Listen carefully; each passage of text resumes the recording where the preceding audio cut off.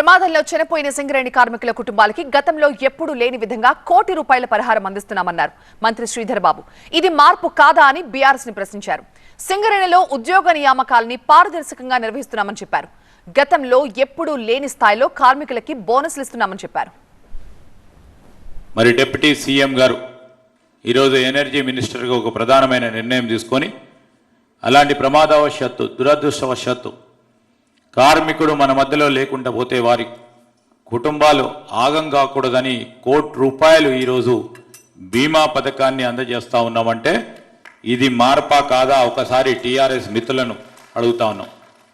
ఈరోజు సోలార్ ప్లాంట్కు సంబంధించిన ప్రారంభోత్సవం చేశాం.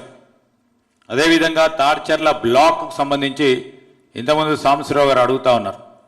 మేము కూడా చెప్తా ఉన్నాం, ఆ ప్లాంట్కు సంబంధించి రెండవ ప్లాంట్ సంబంధించి సింగరేణి సంస్థ ద్వారానే ఈరోజు బొగ్గు తవ్వకాలు కానీ ఆ తవ్వకాలకు సంబంధించిన వ్యవస్థ నడవాలని మీరు పెట్టిన ప్రతిపాదన కిషన్ రెడ్డి గారి ముందట కేంద్ర ప్రభుత్వం కేంద్ర మంత్రి గారి ముందట పెట్టిన ప్రతిపాదనను బలంగా మరొకసారి వినిపించే కార్యక్రమం మేమందరం కూడా చేస్తామని కూడా మరి చెప్తా ఉన్నాం.